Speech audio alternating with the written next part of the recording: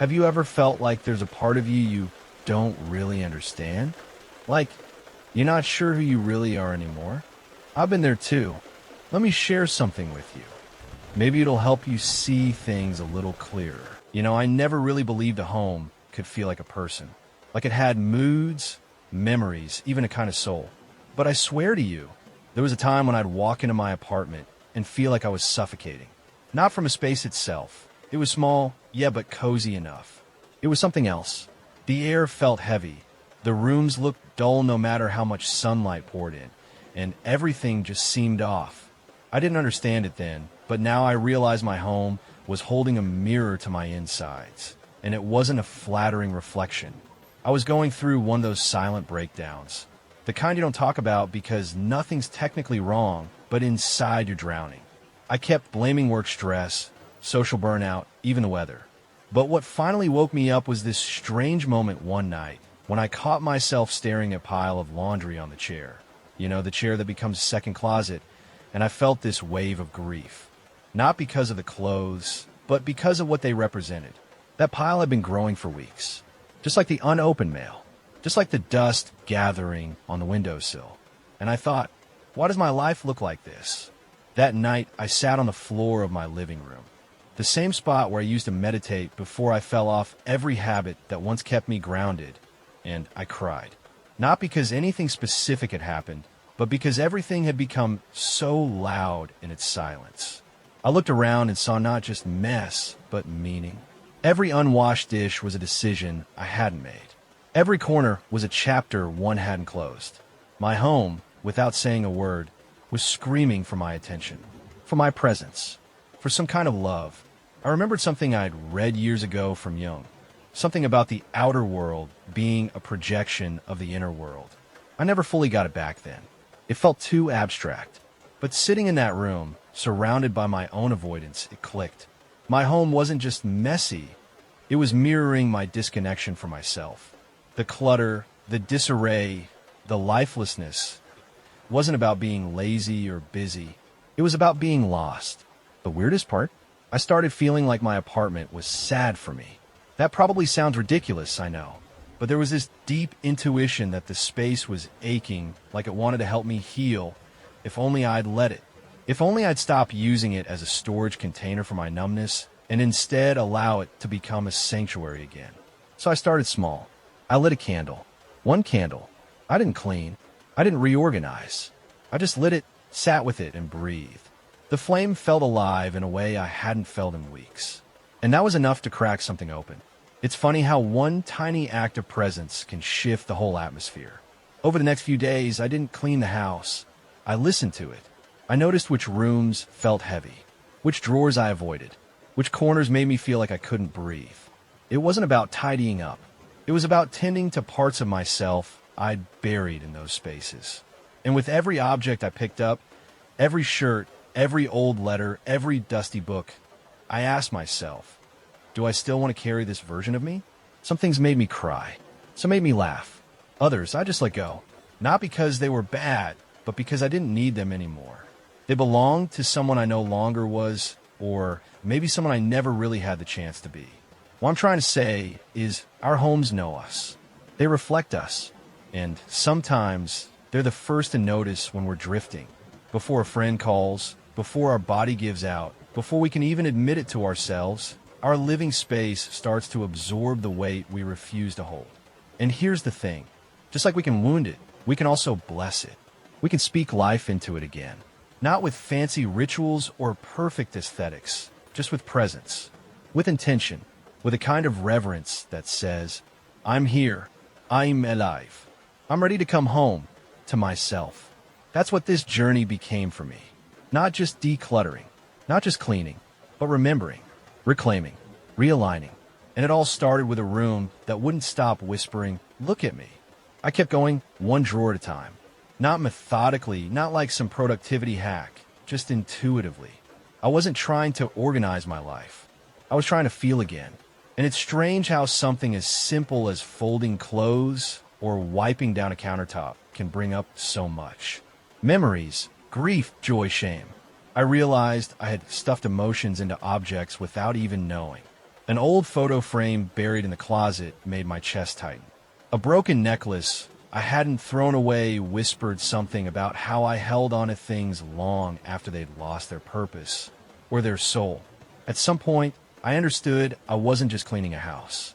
I was making peace with versions of myself that were still scattered across shelves and drawers. Pieces of me I'd outgrown, others I'd forgotten, and some I'd never dare to meet. Each corner of my home started feeling like a page in a journal I'd never written, full of stories I didn't know I was still carrying. I'd read somewhere that the psyche doesn't like unresolved things, that even when we consciously forget, the unconscious remembers. And I think my home was holding all those memories for me, quietly, patiently, waiting for the day I'd be ready to face them. One day, while sorting through a box of random keepsakes, I found a journal entry I wrote years ago. It said, "I want a space that feels like peace." I had forgotten I ever wrote that. But here I was, finally trying to build that very space, not with furniture or candles, but with honesty, with presence. And then something shifted. I started noticing how different rooms in the house felt like different parts of my psyche. The living room, the social face I showed to the world, always curated, but often empty. The kitchen, where I nourished others, but rarely myself. The bedroom, my hiding place, where I ran when life felt too loud. And the closet, God, the closet, a graveyard of forgotten dreams and old wounds dressed up as sweaters. But the most powerful realization came when I walked into the bathroom one morning, half asleep, unshowered, and just stood there. The mirror didn't lie. I looked tired, but not broken. There was a softness returning to my face, a quiet defiance in my eyes. Like a part of me was waking up, the part that still believed in beauty, in balance, in becoming whole. So I started doing something small but intentional. Every morning, after brushing my teeth, I place my hand on the mirror and whisper, "This is still your home. You're allowed to be here." It sounds silly, maybe even childish, but that daily affirmation that I belong in my own space, in my own body, began to ripple through everything. I stopped rushing through the day. I stopped apologizing to myself for needing rest. I started lighting candles again, not for decoration, but as a way of saying, this moment matters. And as my home shifted, so did my mind. I stopped needing noise all the time, podcasts, music, TV, just to fill the silence. The quiet didn't scare me anymore.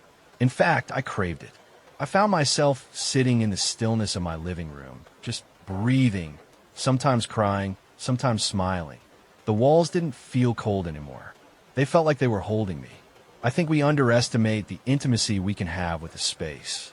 We forget that just as we leave an imprint on the rooms we live in, they leave one on us. They remember who we were, but they can also help us become who we're meant to be if we let them. Looking back, the change didn't happen in a day. It was slow, gentle, but real. My home began to soften, to glow, to breathe again. And in that softness, I found something I hadn't felt in a long time. Safety, not from the world, but from myself. I was no longer running from who I'd been or who I feared becoming. I was right here, present, with all the mess and all the beauty, learning slowly to call this space and this self sacred. One night, I had a dream about my old childhood home. It wasn't a nightmare, but left me uneasy. In the dream, I kept walking through the same hallway over and over, doors on either side, all closed. I didn't open a single one. I just wandered lost, like I was searching for something without knowing what it was. When I woke up, the feeling stayed with me, that sense of being locked out of parts of myself. I remembered something I read about Jung's view of the house as a symbol of the psyche, that every floor, every room, even the basement, can represent a layer of our consciousness. And I started to wonder, what rooms in my own inner house have I left unexplored? What have I boarded up and buried? I thought about the basement of my current apartment. It's not technically mine. Shared storage, locked, mostly ignored. I hadn't been down there in months. But something pushed me to go, just to look. When I finally opened the door and descended the narrow steps, I felt a weight in my chest. It smelled like dust and forgotten time. And it hit me, this place feels exactly like that part of myself I avoid. The one filled with old stories I never wanted to reread. We all have those rooms, don't we? Internally. Parts of us that hold fear, grief, or shame. We don't decorate them. We don't visit them. But they still exist. And over time, the neglect grows mold. Shadows deepen. It's not the darkness itself that scares us. It's the idea that we left ourselves alone in it. I didn't stay long in the basement. Just enough to acknowledge it. To say, I see you. And when I walked back up, I felt different. Like I had touched something honest. Something real. That moment changed how I looked at the entire house. The living room was no longer just a place for guests. It became a space where I could be with myself. Fully, no performance, no distractions. The kitchen wasn't just for quick meals anymore. I started cooking again, not because I had to, but because it brought joy. Even the bathroom became a little temple for cleansing, not just physically, but emotionally. But the most sacred shift happened when I created a quiet little corner in my bedroom. Just a tiny shelf, a candle, a small plant, and a photo of someone I love. No altar, no ceremony, just a space that felt like a heartbeat. Every morning I'd sit there, close my eyes, and just breathe, not to achieve anything, just arrive. It became my grounding ritual. 5 minutes, sometimes 10. Sometimes I cry. Other times I just feel stillness. But it always felt like I was returning to something I'd forgotten, that I don't need to fix everything. I just need to be with it. And slowly, the house, this physical one and the internal one, started feeling like home again. Not because everything was perfect, but because it was finally honest, lived in, loved. I began to see how the condition of my space reflected where I was emotionally, and vice versa. When I neglected myself, the home dulled. When I showed myself compassion, the home sparkled in small, quiet ways. A beam of light through clean windows. The comfort of fresh sheets. The smell of coffee in a room without rush. There's a kind of magic in creating sacred space. Not because of what it looks like, but because of how it feels. And that feeling, that resonance, started to guide me in other areas of life, too. Conversations felt deeper. Boundaries became clearer. Even silence carried more meaning. I think, deep down, we all long for a home that reflects the truth of who we are. Not the polished, curated version, but the layered, complex, beautifully imperfect self. A home that doesn't just shelter us, it welcomes us, challenges us, holds us, teaches us, and maybe in tending to it, cleaning, rearranging, blessing it, we're really tending to the soul that lives inside, reminding ourselves that we're worth the effort. That presence is enough. That healing doesn't always look like breakthroughs or revelations. Sometimes it looks like lighting a candle in a quiet corner and finally feeling seen. One morning, as the light streamed through the windows in a way it hadn't in months, or maybe I just hadn't noticed, I felt something shift. Not outside, inside. It wasn't dramatic. No thunderclap or revelation. Just a deep, grounded knowing I was safe here. For the first time in a long while, I didn't want to escape my own space. I wanted to inhabit it, fully, consciously. That day, I started speaking to my home. Not out loud. Not like a conversation, but with intention. Every time I lit a candle, every time I opened a window or fluffed a pillow, I whispered a silent blessing. Let this be a space of peace. Let hold me with grace. It sounds simple, maybe even unnecessary, but something changed in the energy. The home softened. Or maybe I did. I realized then that blessing a space isn't about rituals or traditions. It's about relationship. It's about declaring, this space matters. I matter. There's something powerful about living with that level of reverence. About treating your environment not just as a container, but as a co-creator of your life. That weekend, I chose a small corner of my home to become what I now call my anchor space. Nothing elaborate. A chair, a candle, a soft blanket, and a few meaningful objects. A place where I could return to myself. I didn't go there to escape the world, but to return to it more whole. Each morning, I began lighting the candle and sitting in stillness, even if just for a minute. It became less about the act and more about the message. You are worth slowing down for. It was a counterspell to everything outside that screamed urgency, performance, noise. In that silence, I started to hear myself again. Not the anxious loops or the critical voices. The deeper self. The one that had waited patiently beneath all the layers. And that's when the blessing became more than a routine. It became a way of being. I'd walk through the house with slow, mindful steps, letting my hands brush the walls like you'd touch the shoulder of someone you love. I started saying things like, "May this kitchen nourish more than just hunger, and may this bed be a place of rest, not avoidance." Not because I believed the walls were listening, but because I was. We often forget the power of speaking kind truths into the spaces we inhabit, of declaring what we want them to hold. And in doing that, we declare what we believe we're worthy of. As the days went on, I noticed something else.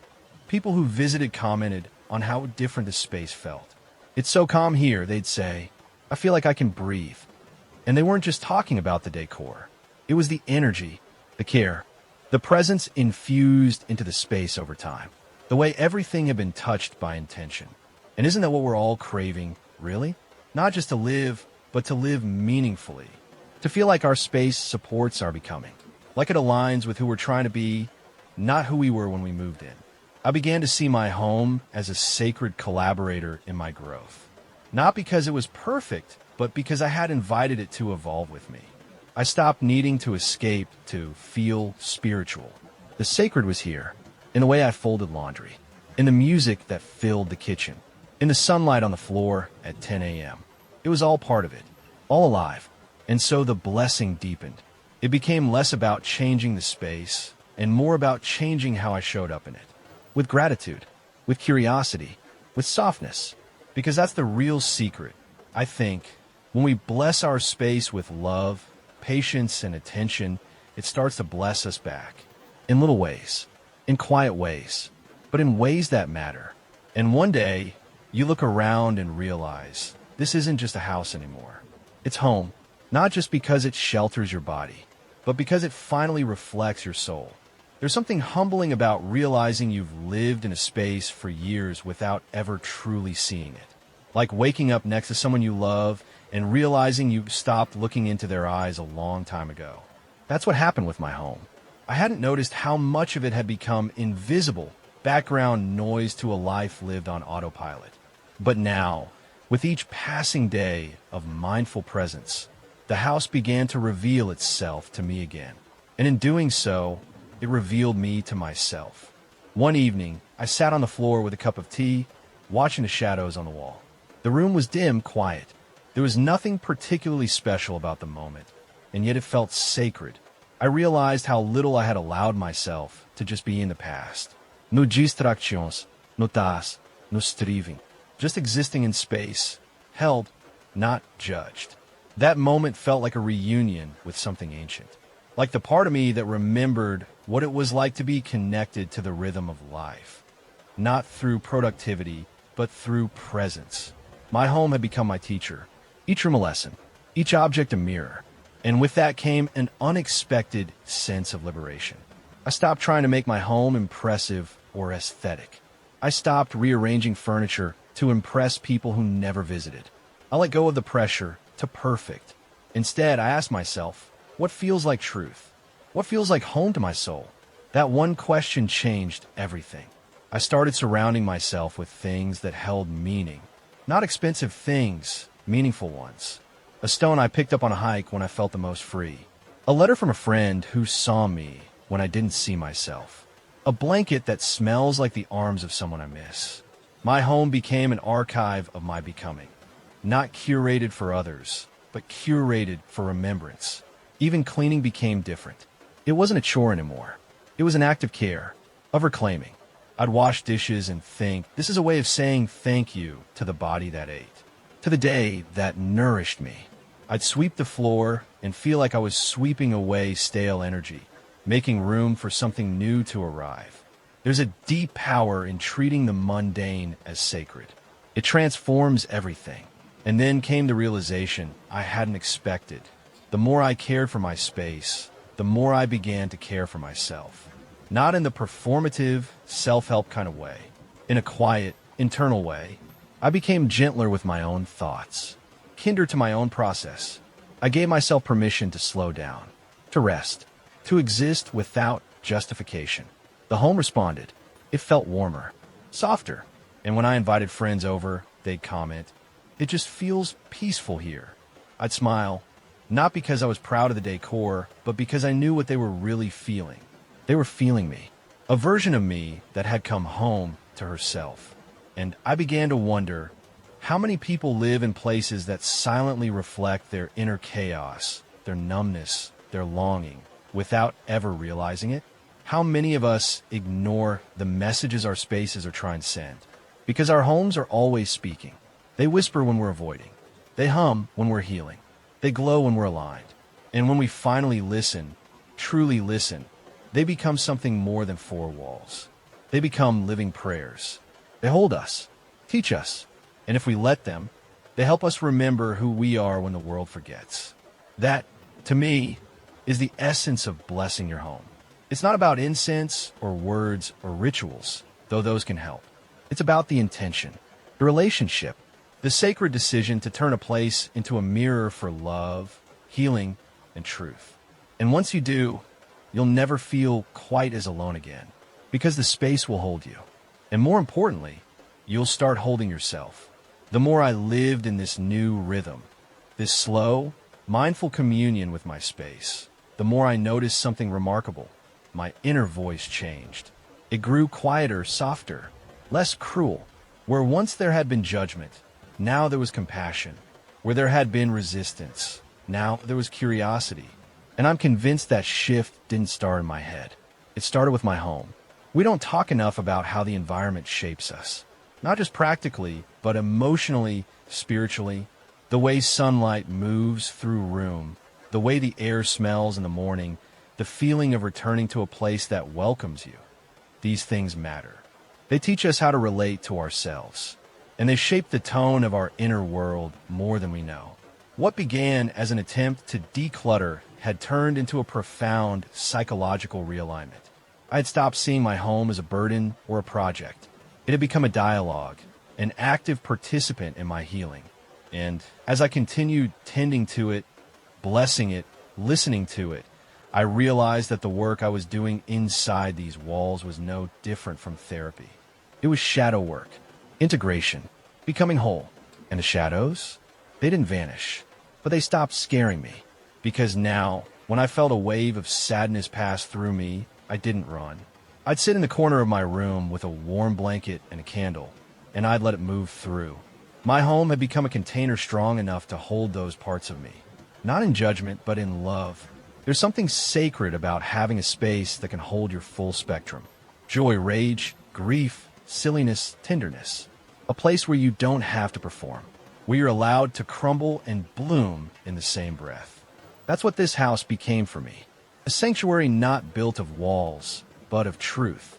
One evening, I remember standing in the center of my living room, hands open, eyes closed, and whispering, "Thank you." Not to a god, not to the universe, just to the space itself, for witnessing me, for holding me through it all. And in that moment, I felt an overwhelming sense of connection, to myself, to the space, to life. I wasn't just surviving anymore. I was present, rooted, alive. I started to notice how my relationships were shifting too. Conversations felt more honest. I had more patience, more grace. The peace I cultivated in my home began spilling into the world outside. My home had taught me how to listen, not just to walls, but to people. It had taught me how to create space, not just physically, but emotionally. And maybe that's the secret. When we bless our homes, we learn to bless our lives. We become intentional with what we invite in. And just as importantly, what we release. We clear out what no longer serves. We create room for newness. We build altars to gratitude, not on shelves, but in our habits, our words, our choices. This transformation wasn't loud. It wasn't flashy. It was slow, subtle, sacred, but it was real. And it taught me something I'll never forget. When you tend to the space around you with love, that love doesn't stay in the walls. It seeps into your being. It changes how you move, how you breathe, how you love. And it reminds you, again and again, that healing isn't somewhere out there. It's right here, at home. It's strange, really, how something so simple can change so much. A room, a gesture, a whisper of intention. They seem insignificant until one day you look around and realize your entire life feels different. Not in some massive cinematic way, but in a grounded, unshakable kind of way. Like your soul finally found a rhythm that matches your breath. The final piece of this journey wasn't dramatic. It didn't come with a final ritual or some great revelation. It was just a morning like any other. I was sipping tea by the window, wrapped in my favorite blanket, and I realized I felt at home, not just in the apartment, in myself. I wasn't waiting to become someone better. I wasn't fighting the past or chasing the future. I was just there, soft, awake, whole. And that's when it truly sank in. This space had become an extension of me, not a performance, not a coping mechanism, not a hiding place. A real, living environment shaped by the very love and presence I had denied myself for years. It didn't mean I had no bad days. They still came. But now my space held me through them. The soft light, the quiet rituals, the corners I had once ignored, now speaking in symbols of safety and care. Even on the hard days, I didn't feel lost. I felt anchored. I had built a sanctuary, not with money or style, but with attention. And that attention taught me one final, important truth. Everything is energy. The way we treat our space reflects how we treat ourselves. And when we change that relationship, when we begin to see our environment as sacred, we start seeing ourselves that way too. I used to think the phrase, bless your home, was something quaint or religious. Now I know it's revolutionary, because to bless your home is to claim it as holy. And in doing that, you begin to claim yourself as holy too. Not because you're flawless, not because you've fixed everything, but because you're finally willing to show up for your life in all its mess, all its beauty, all its quiet unfolding. So now, every time I walk through my door, I smile, because I know that whatever the day brings, this space will hold me. Not because it's perfect, but because it's mine. And maybe that's all any of us really want. To feel like we belong.